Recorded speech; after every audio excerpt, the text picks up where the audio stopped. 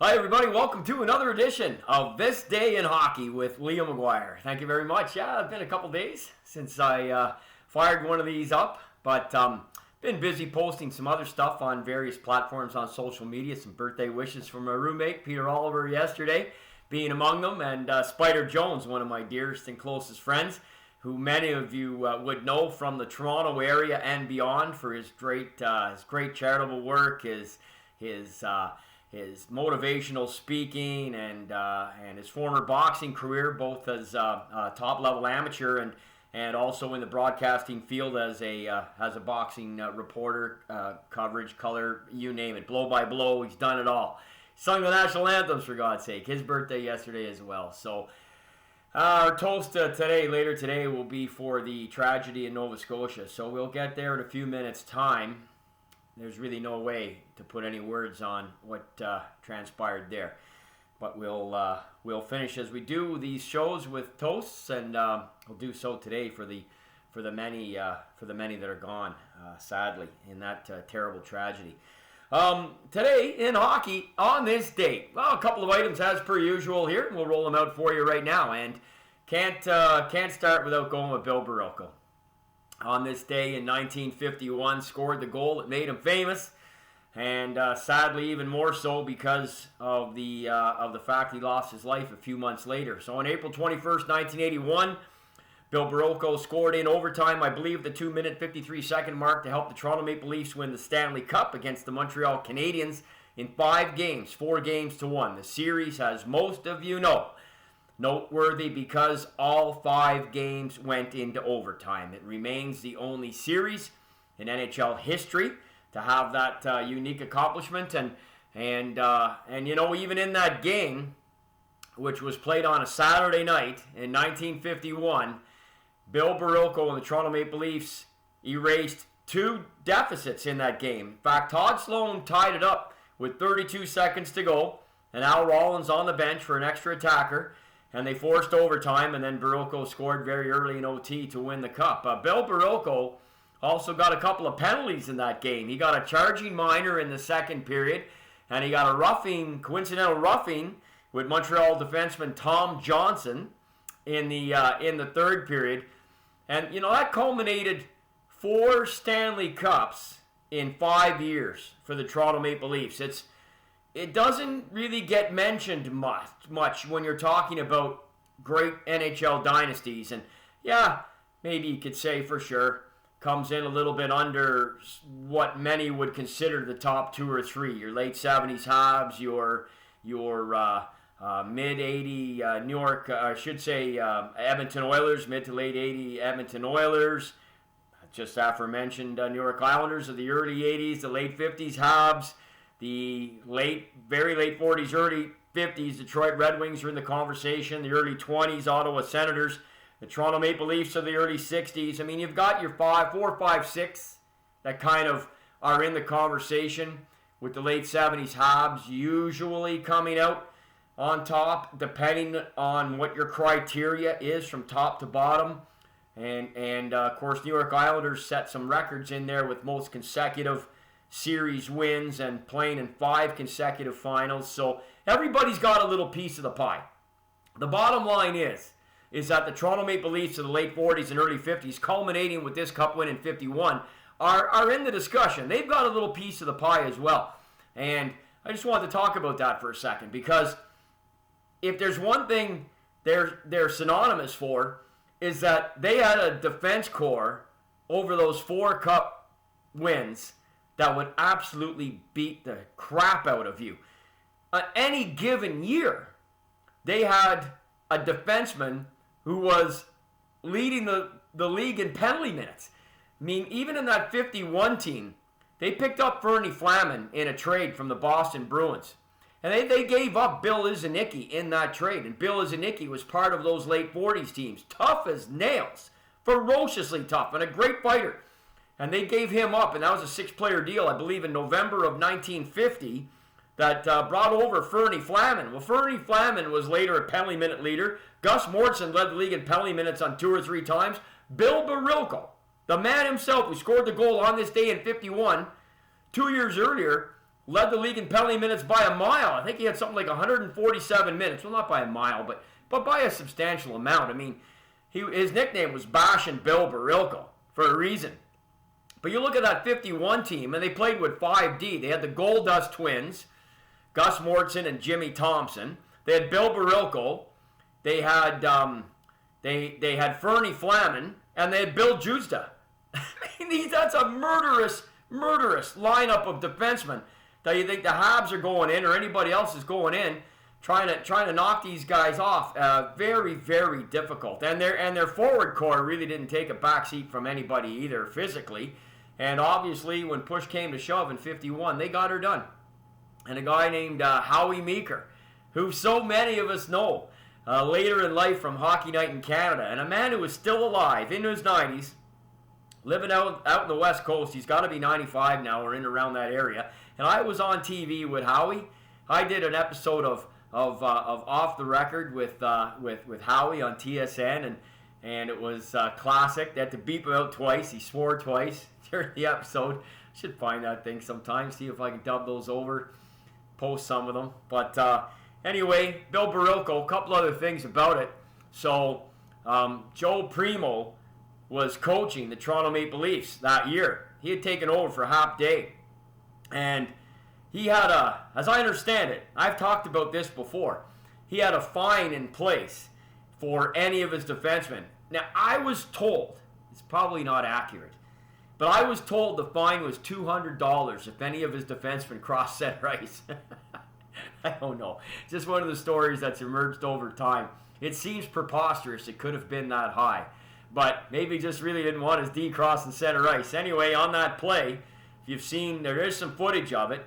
And Harry Watson keeps it in on the wall. I think down and behind a Howie Meeker. He feeds Barilko, comes busting in. And fires what appears to be a backhand shot anyway over Jerry McNeil's shoulder. It was a spectacular goal, I think. A great goal. And won the Leafs the cup.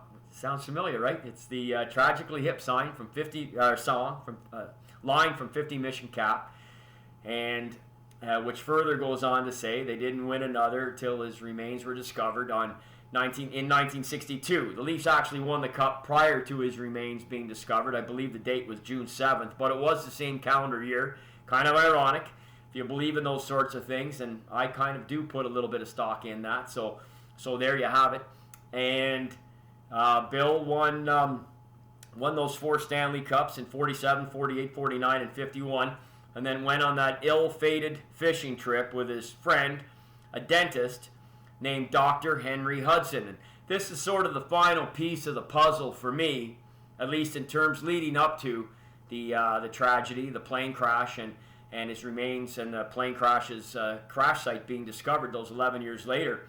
Is Dr. Henry Hudson. Henry Hudson had an older brother named Louie. And Louie Hudson was a pretty good hockey player himself back in the day. In fact, some 20-some years earlier.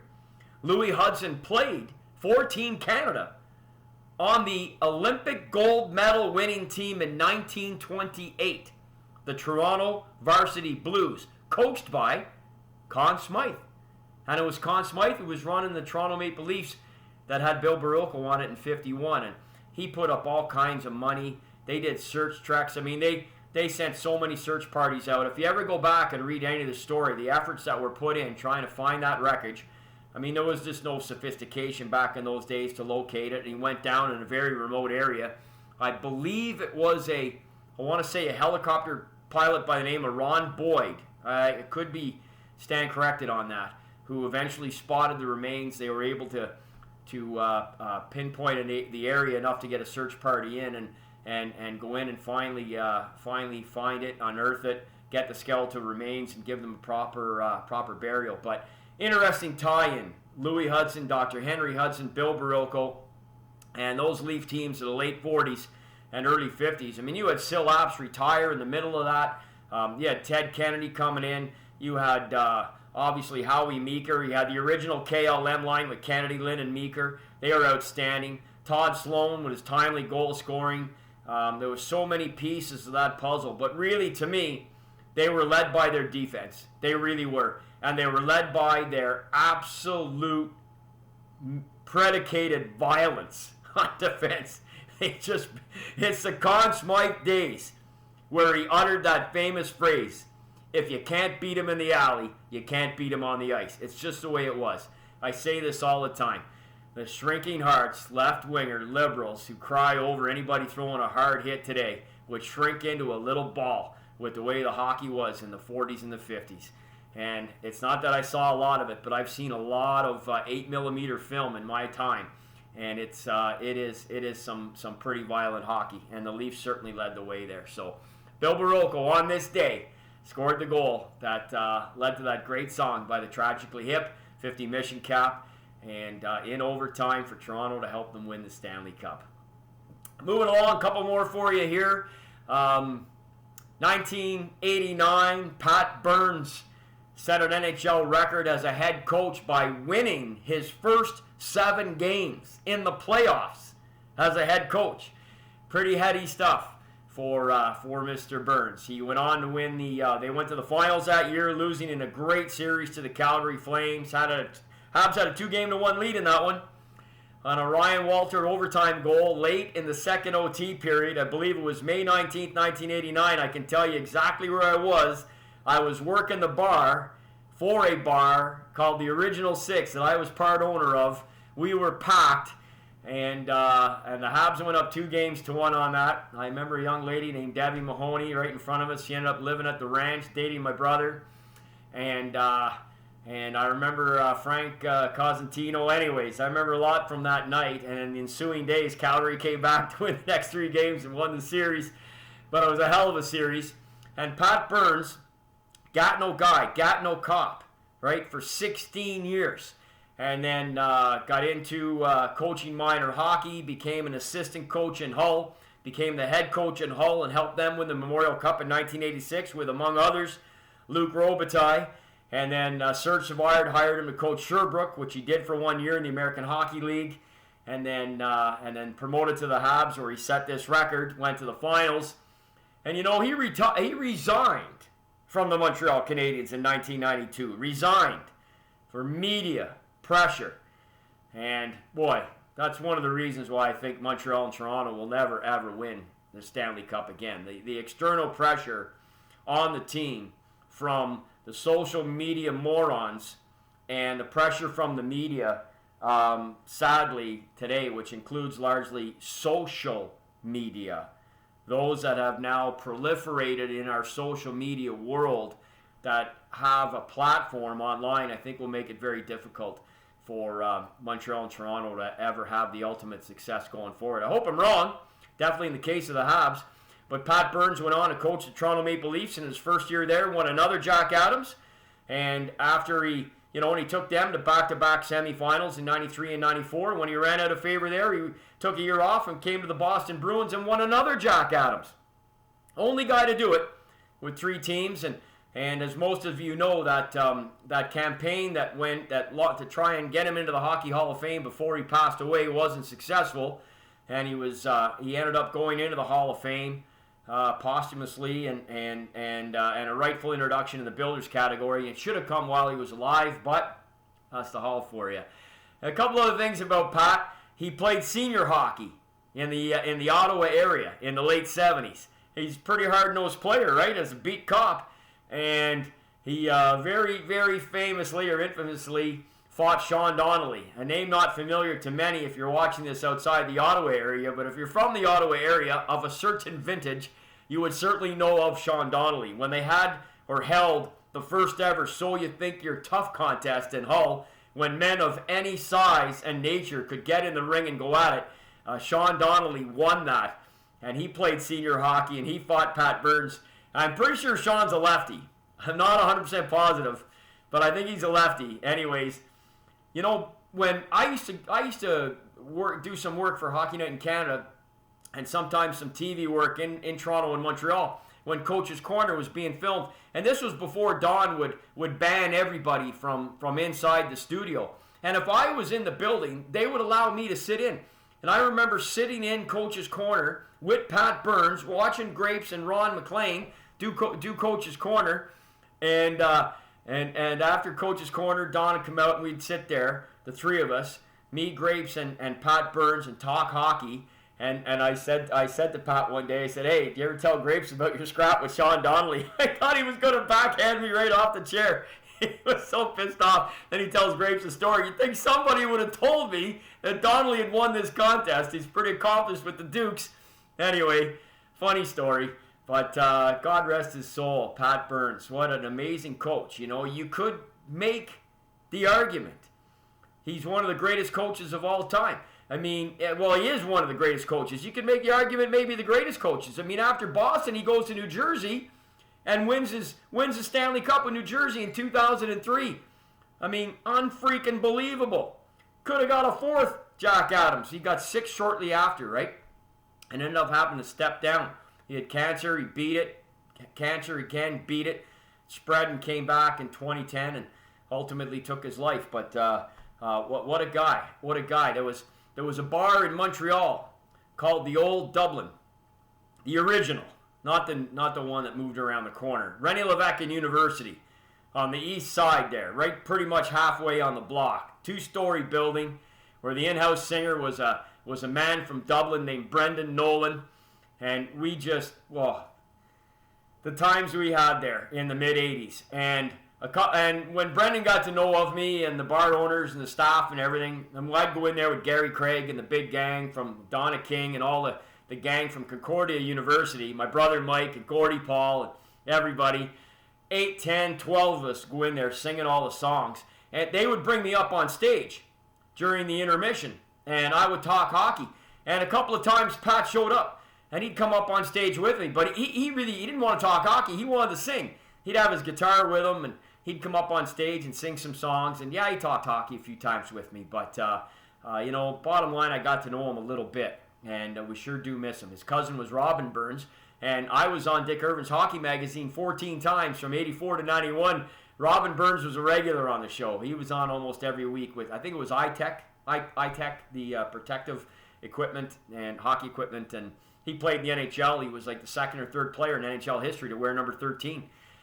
I digress. Anyways, Pat Burns, on this day, wins his 7th consecutive game as a head coach to start a playoff career as a head coach, an NHL record. Pretty cool stuff. Last one for you here involves Steve Yzerman, who recorded a hat trick on this day for the Detroit Red Wings in the first game of the playoffs in 1999 against the Anaheim Mighty Ducks. And good on Stevie for that accomplishment, and that allowed him to pass Norm Ullman for the most career hat tricks in the playoffs by Detroit Red Wing. Amazing, isn't it? That it wasn't Gordie Howe.